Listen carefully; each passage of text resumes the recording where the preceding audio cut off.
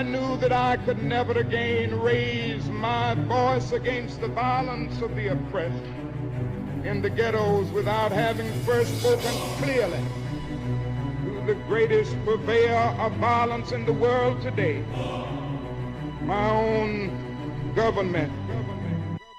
What's going on, everybody? This is Coach Reg, aka Mr. Intensity, and my job is to invoke thought and help awaken the world's consciousness one person at a time. Hopefully that person is you. Now we're going to go into something major today. Thyroidism. A lot of people have wondered, what? Do I have a thyroid? I have a thyroid. Now I'm getting away to have a thyroid. Now a lot of times it's probably about what you're eating, but some people actually do have thyroids, and I really want to get into what's going on. How do you know you have a thyroid? What happens? What kind of thyroid you have? Well, make sure if you think you have a thyroid, go get diagnosed by a doctor. What you do after that is up to you. Now I'm going to give you some ways what's going on and things that you actually should know about a thyroid. Alright, so stay tuned for this one. Alright, now I'm sure you're wondering what a thyroid is if you don't know. Alright, now I'm going to explain it in depth. I have the facts. When looking into the facts, I found some stuff that was highly disturbing to me. And I think pregnant mothers should really know about, if they could transfer this stuff to their child, because they actually could. So, stay tuned because this is going to be deep. Now, first things first, what is a thyroid? Now, through the hormones, it produces the thyroid gland, which influences all of the metabolic processes in your body. Thyroid disorders can range from a small, harmless goiter that needs no treatment to life-threatening cancer. The most common thyroid problems involve abnormal production of thyroid hormones. Too much thyroid hormone results in a condition known as hyperthyroidism. Insufficient hormone production leads to hypothyroidism. Although the effects can be unpleasant or uncomfortable, most thyroid problems can be managed well if properly diagnosed. When somebody always tells me if they have a thyroid, I always ask them, how are you eating? Let me know your diet. I need to know a list of everything that you're eating. When I'm coaching somebody, I need to know what you're eating. Because if you're eating things that have things that cause thyroid problems, I need you to remove this stuff. This is what I put in the program that I do. Because I need to know if you have a thyroid. So if you think you have a thyroid, go to the doctors and get diagnosed, because I don't know how to diagnose you for a thyroid. They have whatever they need to diagnose you. And then once you know you have a thyroid, find out who can help you get rid of the thyroid. Because it's a serious problem and can lead to other things in your life. Now let's get into what causes a thyroid. Now, all types of hyperthyroidism are due to an overproduction of thyroid hormones, but the condition can occur in several ways. First way is Graves' disease. That's a production of too much thyroid hormones. Now, nodules can develop in the thyroid gland and begin to secrete thyroid hormones, upsetting the body's chemical balance. Some goiters may contain several of these nodules. Now, what's a nodule? A nodule is a growth from abnormal tissue. They can develop just below the skin. They also develop deeper in the skin or internal organs. The thyroid gland lymph nodules develop as well. People can mistake the nodules for cysts, boils, and abscesses, and things of that nature. You may have a nodule, you may not have a nodule, but you might want to go to the doctor and get checked to see if it's a nodule or not. Alright? Now also you can get subacute thyroiditis. Inflammation of the thyroid that causes the gland to leak excess hormones, alright? Resulting in temporary hyperthyroidism that generally lasts for a few weeks, but may even persist for months. Also, pituitary gland malfunctions or cancerous growth in the thyroid gland. Although rare, hypothyroidism can also develop from these causes. Now, the other one is hypothyroidism. And that's also, like I said, it contrasts, it stems from an underproduction of thyroid hormones. Since your body's energy production requires a certain amount of hormones and amounts of thyroid hormones, a drop in hormone production leads to a lower energy levels, fatigue. Alright, if you're tired a lot, you might want to get checked for a thyroid. I'm talking about having a full night of sleep and you're still freaking tired. You could have a thyroid, but we'll get into that later. Now, causes of hyperthyroidism include, they call it Hashimoto's thyroiditis. Alright. Now, it's an autoimmune disorder in which the body attacks the thyroid tissue. The tissue eventually dies and stops producing hormones. Now, also what can cause hypothyroidism is the removal of a thyroid gland. If you have like a surgery or something like that, or the chemicals that you take into your body can actually destroy a thyroid gland. So also you might want to look into the chemicals, but I'll do that and give you the chemicals that can destroy a thyroid gland, because maybe you might be consuming those. Now, exposure to excessive amounts of iodine. Now, what's iodine? What things have iodine in them? Iodide, not iodine, iodide. Sinus medications, medications with dye in them. Also, the the stuff they give you when you take X-rays, the iodine. All right. Now, too much iodine, you may be too much. All right, you may be at greater risk for developing hypothyroidism if you have had thyroid problems in the past. Now, also, lithium has been a drug that has been implicated in thyroidism, also hypothyroidism. All right. Now, lithium is something they give you when you have like your antidepressant, or you're like a psychiatric center and things of that nature. Now, this stuff here really will affect your thyroid, so you might want to be cautious of lithium and over lithium consumption, because if you're having like antidepressants, things of that nature, you have lithium in that stuff. You might want to be, just stay away from that stuff. Now, untreated for long periods of time, hypothyroidism can bring on myxedema, coma, a rare but potentially fatal condition that requires immediately hormone treatment. Okay? Now, myxedema, coma, is a state of decompensated hypothyroidism. A person may have lab values identical to a normal hypothyroid state, but a stressful event, such as an infection or myocardial infarction or stroke, precipitates myxedema or state, usually like in elderly people. All right? Now, hypothyroidism poses a special danger to newborns and infants. A lack of thyroid hormones in the system can, at an early age, lead to the development of cretinism, that's retardation or dwarfism. Most infants now have the thyroid levels checked routinely soon after birth, but let's get into how to really stop it before that. Now, when a mother is pregnant, within the first 12 weeks of her first trimester, the baby is dependent 100% on the mother's thyroid hormones, for development, for brain development. So, if the mother has thyroid or undiagnosed thyroid or untreated thyroid, she can transfer this to the baby, and it's going to affect the brain development, which could lower IQ and bring on retardation states or dwarfism or whatever else, or thyroid actually in the child in general. So if your child has a thyroid issue, a lot of times when they're babies, they don't really have a chance. So you want to be really careful if you're pregnant or something like that, or you're thinking about getting pregnant. You want to understand that if you are not diagnosed, or you don't understand, or you may have it, you might want to get checked, and you definitely want to eat healthy. Now, you really want to take care of yourself, what you eat, but I'm sure people don't know what to eat. You got to do the research of what you should eat when it comes to if you have a thyroid, because I'm here to tell you the facts. The facts are, if you don't eat right, especially in your first 12 weeks of your trimester, you could mess up your baby's development, and the baby wouldn't have a chance, and that's messed up. All right, so take care of yourself for real. All right. Now, also, it can lead to a pituitary disorder, a defective thyroid, or the lack of the gland entirely. So you might want to be careful of that for real. Now, a hypothyroid infant is unusually active and quiet, and has a poor appetite and sleeps for excessively long periods of time. Now, kids are seriously active. My kids are all over the place all the time. I look at them and wonder how they have so much energy. All right. Now, a baby or an infant that doesn't have any energy, you might want to get that baby's thyroid checked. Seriously. All right.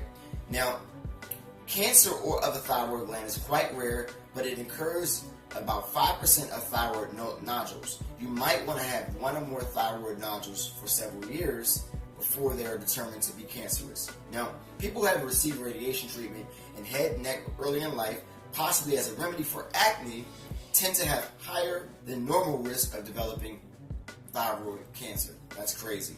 Now, you want to know, I have a few ways of how to get rid of thyroid naturally. All right. The first thing is eat raw veggies. You want to start juicing. All right, you want to start eating raw veggies. When you cook the veggies, you kind of kill them.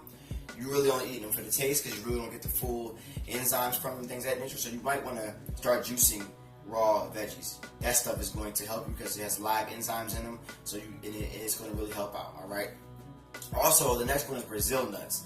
These are rich in dietary source of selenium, which is essential in converting thyroxine to its active form. Some people with Hiroshima thyroidism, all right, are advised to avoid selenium. You need selenium for glutathione production to help decrease thyroid antibodies. They say snack on 3 Brazil nuts per day. The next one is sea vegetables.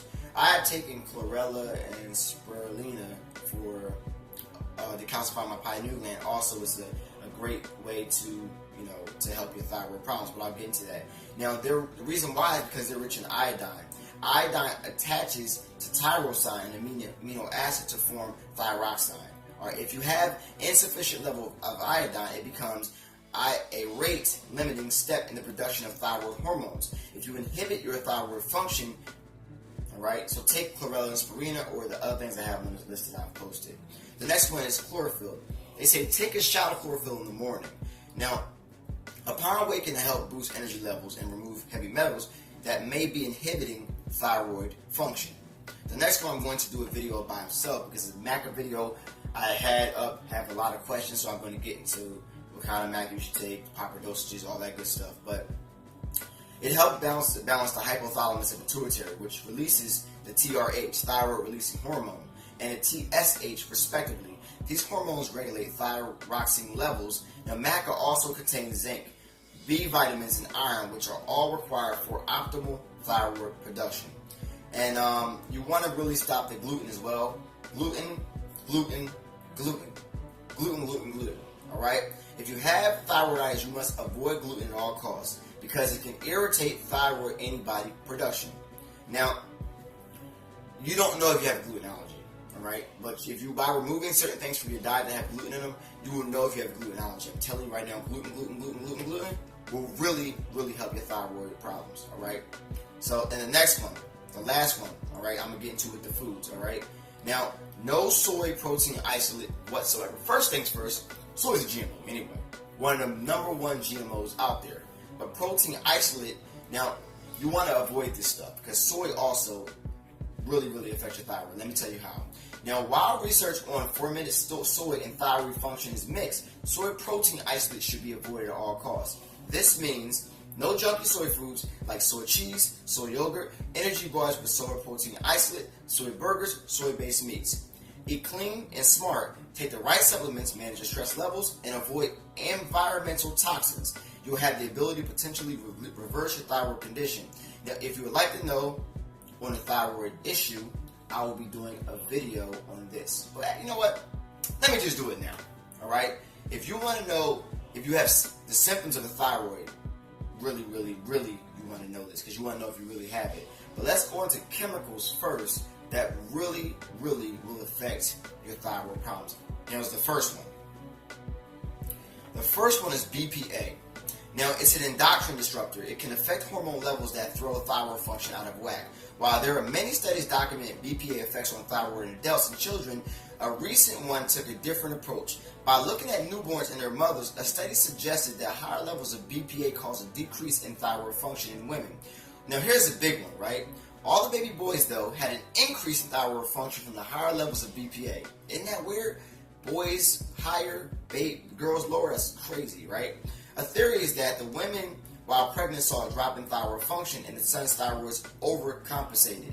While trend did not carry over to newborn girls, avoiding BPA while pregnant just makes sense. So if you're pregnant, you want to avoid BPAs at all costs. I'm telling you right now. Now, people are probably wondering, what are BPAs? What are BPAs?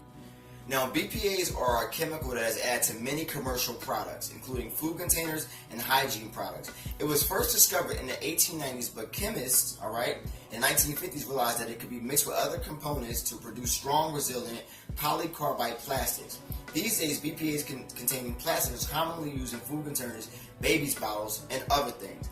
BPAs are also used to epoxy resins, which are put in inner lining of canned food containers to keep metal from corroding and breaking. Wow. So you might want to avoid BPAs at all costs. I'm telling you right now, that's a problem. Now the next one is bromine. Bromine. It's toxic to thyroid, but with it in like pool cleaner and pasta, Finding something without endocrine disruptor can be tricky. Often, even healthy patients have high levels of flame retardant substances in their bodies, all right? Or even finding there's a way in breast milk. Okay, so here's the thing, right? They're even finding their way into breast milk of American women. One common source of bromine is vegetable oil, all right, which is still found in many drinks. So remember, it pays to read those labels. So remember, read labels, stay away from those vegetable oils. I'm telling you, because at the dollar store, you didn't really get a deal. Good things are cheap, and cheap things are not good. Let me tell you right now. All right, you want to really stop that. All right, next one is pesticides. Pesticides are on a lot of stuff. A lot of Roundup is in a lot of GMOs, and the Roundup is a kind of pesticide. Now, when it comes to maintaining a healthy thyroid, avoid pesticides.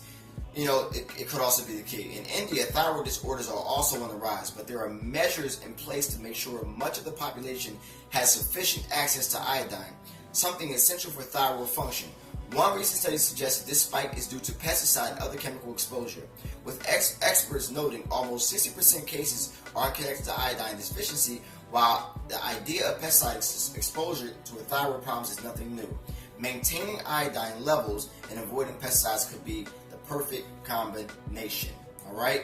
Now I'm going to get into another one. Fluoride. We already know about fluoride. But we don't know about fluoride. They put fluoride in everything, and fluoride will kill you from there. It will kill you, all right? But almost 70% of the U.S. Water supply is fluoridated. What did I say? To help prevent cavities. Lies. Many people don't know. They did a study, right? That if you have the natural toothpaste compared to the toothpaste with the fluoride in it, there's really no difference. So if you really want to take care of yourself, stop the fluoridated water. All right, so cold showers if you really want to go into it, like for real, because your body is the biggest organ. So you want to stop that, all right? Because I'm telling you right now, fluoride will cook you from the outside in with everything you got going on, and you will need them for medication. So you got to be free with that. I'm telling you right now, seriously, all right? Because you really want to take care of yourself. So I'm telling you right now, if you do not take care of yourself, you are like you're just subject to really to go through hell. I'm telling you, I don't really have a better way to put it, to go through hell, because it's really mind blowing when you sit here and you hear this stuff. It's like, how do you get rid of it? How do you take care of it? What do you do? People always ask me about gluten, how do I know if I have gluten sensitivity? Because we already know eating gluten food will attack your thyroid. Now, how do you know you have a gluten allergy? Well, let me get into that. A gluten allergy is the body's inability to digest or break down the gluten protein found in wheat, certain other grains.